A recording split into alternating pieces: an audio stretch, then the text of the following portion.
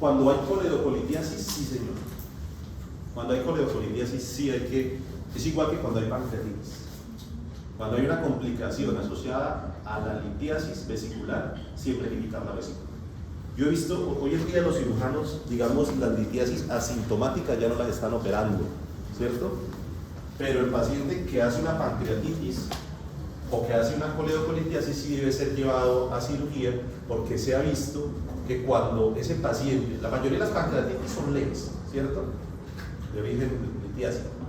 Pero se ha visto que si ese paciente se va con la vesícula, vuelve a ser pancreatitis. Y esa pancreatitis ya no se presenta como leve, sino como severa, casi en el 50% de los casos. Y la pancreatitis severa tiene una mortalidad casi del 40%. Entonces, esos pacientes, cuando hacen coledocolitiasis o colecistitis o pancreatitis, si quieren coledocolitiasis, nosotros le sacamos el cálculo y el cirujano lo opera después.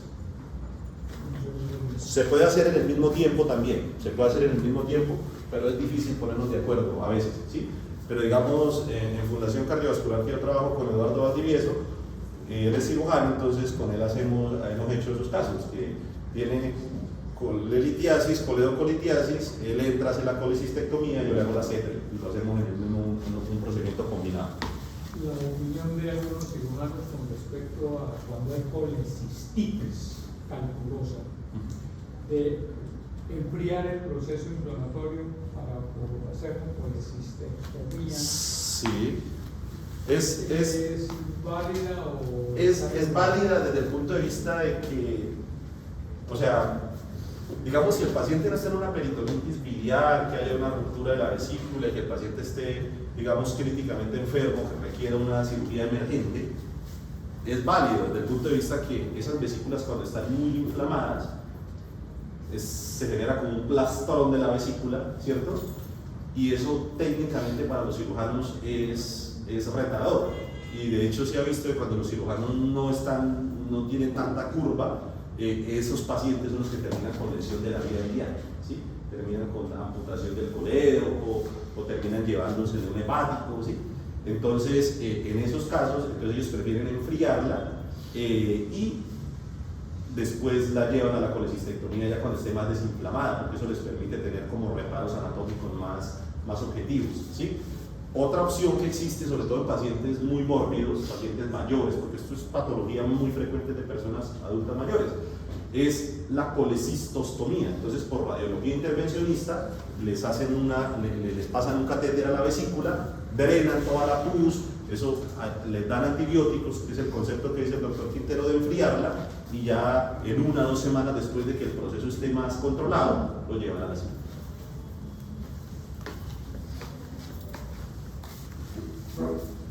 Pancreatitis aguda. Entonces vamos a hablar de la pancreatitis aguda. Entonces esto es supremamente frecuente, esto lo van a ver en urgencias todo el tiempo. Importante tener en cuenta que cuando hay pancreatitis severa la mortalidad es casi del 50%, ¿cierto? Hace parte pues de los pacientes con dolor y es una de las complicaciones de los cálculos, ¿sí? Esta es una tabla publicada en New England ya hace varios años donde hablan de las causas de pancreatitis, ¿sí? Cálculos, primera causa, alcohol, hipertrigliceridemia, esas son las 3 principales causas de pancreatitis, ¿sí? La hipertrigliceridemia, sobre todo triglicéridos, aquí decían de 1000, ya se habla que por encima de 500 ya son un factor de riesgo. Causas genéticas, medicamentos, ¿sí? Existen medicamentos, los IECAS, la satioprina, que pueden desencadenar pancreatitis. La pancreatitis autoinmune también está descrita y existe. La pancreatitis post-CEPRE es una realidad. 15% de los pacientes llevados a CEPRE hacen pancreatitis post-CEPRE, ¿sí? Y es más frecuente en mujeres menores de 40 años. En esos pacientes tenemos nosotros que hacer unas intervenciones para prevenir esa pancreatitis post-CEPRE, traumática, infecciosa, lo que hablaba el doctor Quintero ahorita de las lombrices, el ascaris, ¿sí? Complicaciones quirúrgicas y pues asociadas a otras condiciones que son menos frecuentes. Entonces, los medicamentos a tener en cuenta, esto realmente es idiosincrático, uno no sabe qué paciente va a ser una pancreatitis por medicamentos. Los cálculos biliares sí es supremamente frecuente, es lo más frecuente. Por eso, todo paciente con pancreatitis debe tener una ecografía abdominal. Y esos pacientes que tienen pancreatitis y se le hace la ecografía abdominal y se ve que tienen litiasis, que hay cálculos en la vesícula, ya uno dice, ese paciente tiene una pancreatitis y le pone el apellido de origen biliar, ¿cierto? Y tiene que ponerle otros 2 apellidos para hablar de la severidad que ya ahorita vamos a mirar. ¿Listo? El alcohol también es una causa y la pancreatitis posterior. Entonces la hipertrigliceridemia, alrededor del 1 al 35% de los casos, triglicéridos por lo general mayor a 500, y básicamente es por esa lipotoxicidad que se genera asociada a los triglicéridos. La hipercalcemia también es una causa. Las infecciones, existe también la pancreatitis asociada a VIH, autoinmune, como ya dijimos, asociada a IG4, es uno de los estudios que pedimos en pancreatitis de causa no establecida, ¿sí? Idiopática es la que no hemos logrado saber por qué fue, pero seguramente existe algún desencadenante o algún factor, ¿cierto? Enfermedad vascular también, isquémica, asociada a vasculitis, ateroembolismo, etc. ¿Sí? Básicamente lo que va a haber es una tormenta de citoquinas desencadenada por alguno de esos eventos triggers o gatillantes descritos anteriormente. Clínica, ¿cómo se presenta la pancreatitis? Es un dolor en el hemiabdomen superior, por lo general se irradia a la espalda en banda y que mejora con la dorsiflexión del tronco. Cuando el paciente se hace hacia adelante, pues mejora la posición mahometana que uno lee en los libros de semiología, asociado a náuseas, vómito. Y yo realmente no he visto el primero, pero describen que pueden presentarse estos síntomas, que son el síntoma de Kuhler y de Grey-Thorne, ¿sí? Y esto está relacionado obviamente con pancreatitis severas, pancreatitis necrotizantes, que generan estos fenómenos hemorrágicos que se pueden ver pues, en la piel. Eso es más anecdótico. Entonces, los criterios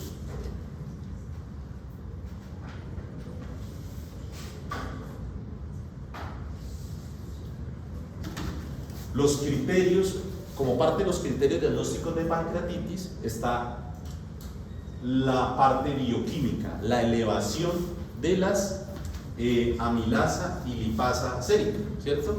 Estos dos enzimas tienen, pienso yo que se complementan, ¿sí? La amilasa se obtiene a aumentarse más rápido desde el inicio de los síntomas, una vida media más corta, alrededor de 15-10 horas, pero alrededor de 12 a 24 horas, y la lipasa se aumenta más o menos 4 a 8 horas, tiene una vida media más larga, ¿sí? Entonces, si uno dispone de las dos apoyos diagnósticos, no está mal pedir las dos, ¿listo? Porque se complementan y aumenta el rendimiento, digamos, diagnóstico, ¿cierto? Imágenes, realmente, cuando uno está sospechando que el paciente tiene pancreatitis, como les dije, pues la ecografía transabdominal es la primera elección porque nos ayuda a identificar la causa cuando se comentan litos en la vesícula. Sin embargo, ya cuando uno quiere evaluar páncreas, ya sea porque la amilasa no le dio diagnóstico, pero quiere uno evaluar el páncreas, el mejor estudio es el TAC abdominal contrastado con protocolo para páncreas, ¿cierto?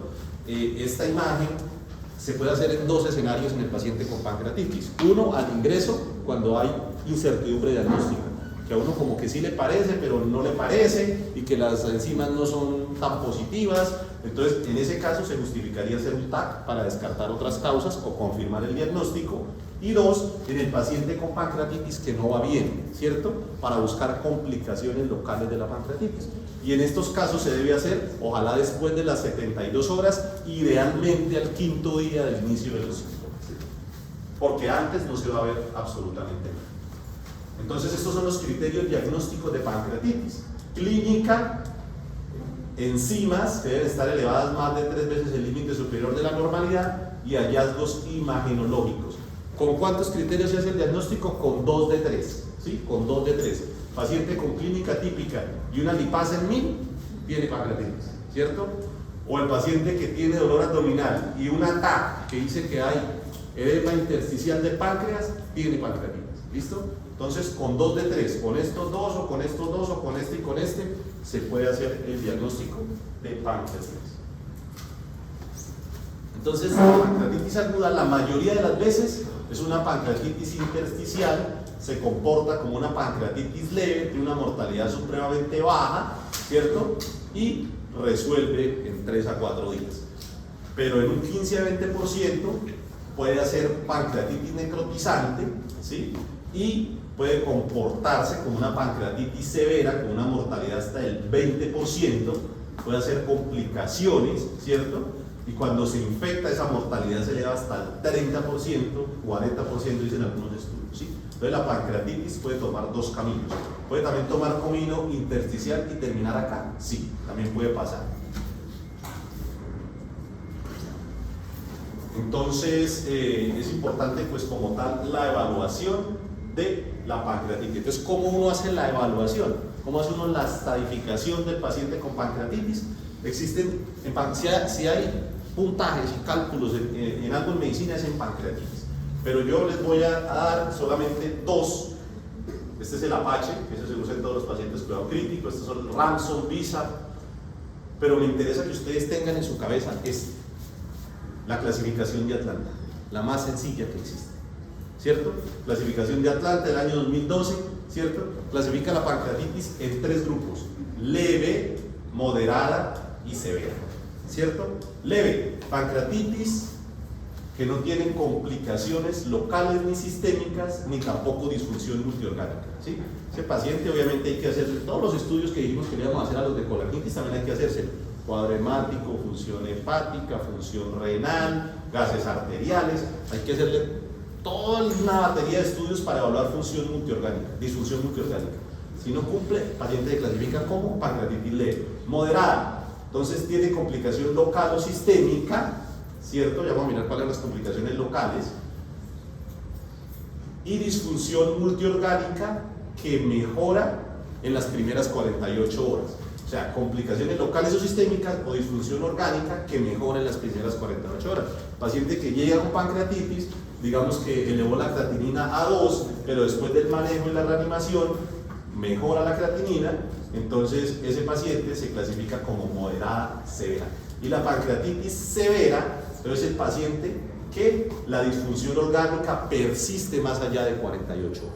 ¿Listo? Y eso también nos va a servir para definir escenario de manejo y conductas.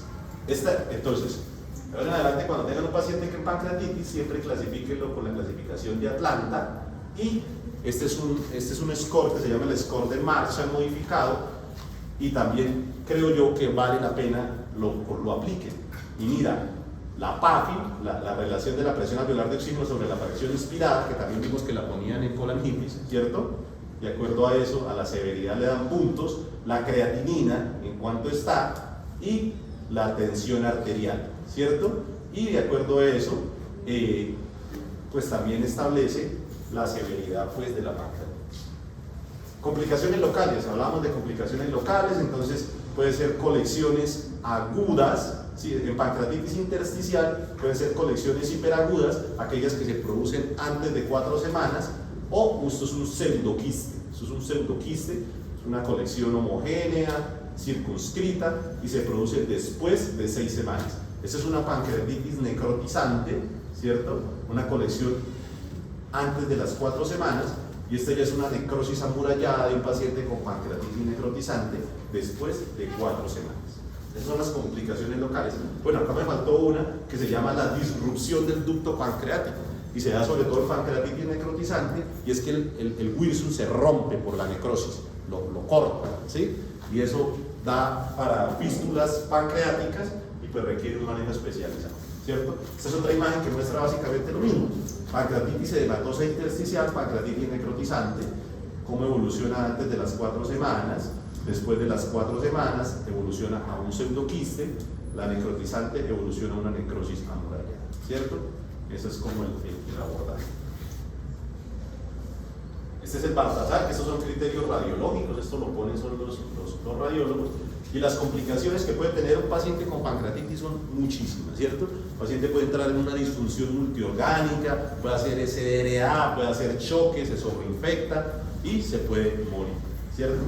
Entonces, clave estar muy pendiente. Esta es la misma gráfica que ya vimos, nos vamos a detener. Entonces, el paciente con pancreatitis debe reanimarse muy bien por metas, ¿sí? Ya aquí en esto es del 2016, hablaba de resucitación agresiva con fluidos en las primeras 24 horas. Realmente hoy hablamos más bien de una reanimación guiada por metas en las primeras 24 horas, idealmente con lactato de Ringer. Si no se tiene lactato de Ringer, puede usarse solución salina, ¿cierto? Nutrición enteral, decía, después de los 5 días. Eso ya no es tan cierto. Hoy en día al paciente con pancreatitis se le debe iniciar nutrición no más allá de 72 horas, lo más pronto posible. Antiguamente hablando, al paciente con pancreatitis el tratamiento es dejarlo sin comer. No, a los pacientes con pancreatitis se les debe dar comida lo antes posible. Si el paciente tiene una pancreatitis leve, al otro día de llegar ya está sin dolor, no tiene ilio, no tiene vómito y está tolerando la vía oral, se le puede iniciar vía oral sin ningún problema. ¿Listo? Infecciones, si hay infección, si hay antibióticos, si hay infección documentada, y el manejo de las complicaciones mínimamente invasivo, idealmente conductas endoscópicas. Abrir un paciente para drenarle una pancreatitis necrotizante, eso ya está también mandado a recoger. Eso ya no se hace porque esos pacientes se mueren casi el 80 al 90%. Entonces, esto básicamente es un metaanálisis donde comparó reanimación agresiva versus reanimación guiada por metas, y a favor de la reanimación guiada por metas están los estudios. Este es un estudio publicado el año pasado en el New England. También evaluó reanimación agresiva por reanimación guiada por metas, y le va mejor a la reanimación guiada por metas, ¿cierto? Entonces, básicamente, los ejes en el manejo de la pancreatitis son la reanimación hídrica, el inicio de la nutrición, el manejo de las complicaciones, el manejo del dolor y el estudio de la causa de la pancreatitis. Son como esos 5 ejes los que hay que tener en cuenta. Primero, fluidoterapia. Entonces, más o menos de 5 a 10 cc por kilo o 200 a 250 cc por hora, que es lo que se debe iniciar con lactato de Ringer. Y si el paciente está deshidratado o está hipotenso, pasar un bolo de 10 cc por kilo y continuar a 3 cc por kilo hora. Siempre estar revalorando cada 6 horas ese paciente, y las metas son que la frecuencia cardíaca baje por debajo de 120, que la presión arterial media esté entre 65 y 85, que mantenga un gasto urinario mayor a 0.5 cc por kilo hora, que el hematocrito descienda entre 35 y 44, porque esos pacientes están hemoconcentrados, y que la función renal también mejore por debajo de 20 el BUN y por debajo de 1.8 la creatinina. Entonces, una reanimación guiada por metas. ¿Listo? Analgesia. Es importante manejar el dolor en estos pacientes. Yo siempre empiezo con buscapina simple, N-butil bromuro de diosina. En las pancreatitis leves casi en todas funcionan. Si no funcionan, ya uno escala a los opioides, ¿cierto? Puede usar morfina, puede usar meperidina. La morfina antes estaba satanizada porque decían que producía disfunción del esfínter, que generaba espasmo del esfínter de Oddi. Eso no es tan cierto, y realmente, a menos de que el paciente tenga un antecedente de disfunción del esfínter de Oddi, sería usarla con precaución. De resto, podemos usar la morfina o la meperidina, ¿cierto? Y ya en casos más avanzados de difícil control de dolor, se hablan de los bloqueos pues raquídeos o peridurales. Antibióticos solamente cuando hay infección demostrada, que el paciente va mal, que el paciente no mejora, que fiebre, que se toman hemocultivos, que se documenta en una imagen la presencia de gas, ¿sí? La presencia de gas en una TAC de abdomen hace sugerir que hay una sobreinfección, y ese paciente debe iniciarse antibióticos y debe ser llevado también a un drenaje percutáneo, idealmente percutáneo, o sea, por radiología intervencionista. Los antibióticos idealmente que penetren a páncreas, entonces los carbapenémicos o cefepime-mametronidazol son como las opciones más aprobadas. El otro esquema en pacientes con pancreatitis es la nutrición. Entonces, el otro pilar. Entonces, como les dije, no más de 72 horas se puede dejar al paciente sin comida. Y la vía de alimentación es enteral siempre que sea posible, ¿sí? Nutrición parenteral cuando definitivamente no se puede, ¿cierto? pero siempre vía oral o nutrición por sonda, pero siempre, porque es que cuando se le deja de dar comida a un paciente, se pierde el trofismo de los enterocitos, ¿cierto? Entonces eso favorece más la presentación de translocación bacteriana y hacer bacteremia, infecciones, complicaciones y aumento de la mortalidad. Entonces por eso a los pacientes lo ideal es darles comida lo más pronto posible. Aquí esto es como un algoritmo de esta guía. Dice, evalúe nutrición en las primeras 24 a 32 horas, si el paciente tiene náuseas o íleo o obstrucción intestinal, dice que no, entonces dietas y sí, entonces nutrición enteral total, acá básicamente es por sonda, ¿sí? Y ya si definitivamente el paciente por ningún lado se le puede dar comida, entonces ahí sí ya lo último, la nutrición parenteral. Eso es el último eslabón. El manejo etiológico, si son cálculos, el paciente debe ser llevado a CEPRE si tiene alta probabilidad de coledocolitiasis, una obstrucción persistente, como mencionamos en la tablita esa que les mostré al principio, o si cumple criterios de colangitis. Son las dos únicas indicaciones para llevar a CEPRE a un paciente con pancreatitis, ¿cierto? El paciente debe quitársele la vesícula, el paciente no puede ir para la casa con vesícula, y pues si la causa es una hipercalcemia, pues manejar la hipercalcemia, ya sea con líquidos endovenosos, bifosfonatos, diuréticos y diálisis. Y si la causa es una hipertrigliceridemia, esos pacientes inicialmente se les puede colocar insulina, porque la insulina estimula la proteína lipasa y de esa manera disminuye el nivel de triglicéridos, pero esto como terapia puente mientras se hace plasmaféresis para lograr un descenso más significativo de los triglicéridos.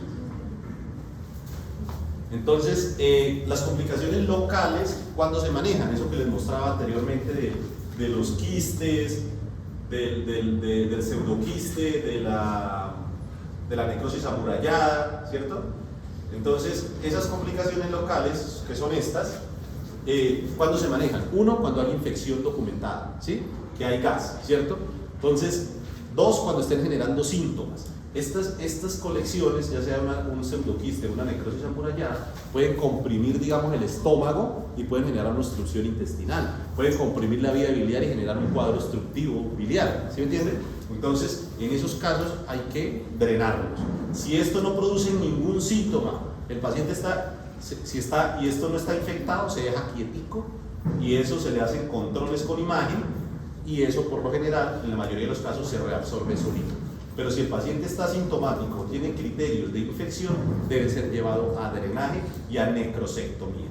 ¿Cuál es la primera opción? Existen hoy en día las terapias endoscópicas, guiadas por ecoendoscopia, se colocan stents que drenan directamente al estómago o al duodeno y por ese medio endoscópico se generan esas drenajes de esas colecciones sin tener que llevar al paciente a cirugía. También por la paroscopia, cuando son colecciones que están más hacia la cola, que no es tan asequible para el gastroenterólogo, también se pueden hacer ese tipo de drenajes por parte de los cirujanos por la técnica de la paroscopia.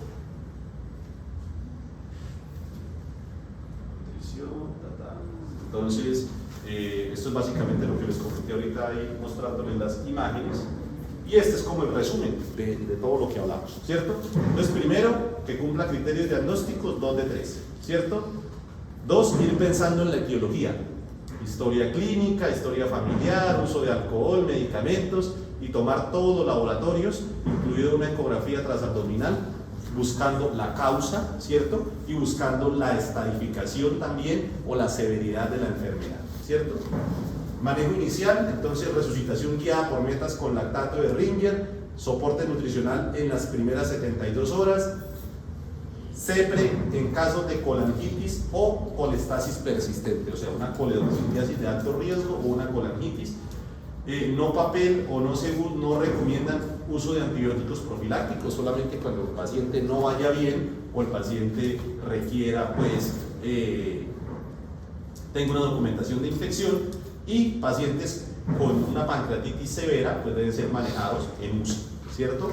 El tratamiento de la pancreatitis necrotizante o de los pseudoquistes mínimamente invasivo y debe ser paso a paso. Eso quiere decir que las intervenciones sean escalonadas y siempre de las endoscópicas hasta las quirúrgicas, y lo ideal es que los pacientes con complicaciones locales que requieran manejo no necesitan cirugía o no se deben operar hoy en día. Y prevención de la recurrencia. Entonces, obviamente, para prevenir la recurrencia debemos establecer cuál fue la causa, ¿cierto? Si el paciente no se documenta la causa, ecoendoscopia biliopancreática es uno de los estudios que se debe hacer, porque muchas veces las causas son cálculos de menos de 4 milímetros, entonces se debe estudiar la microlitiasis y se debe pues, buscar las otras causas que vimos anteriormente, autoinmunes, metabólicas, etcétera, etcétera, etcétera.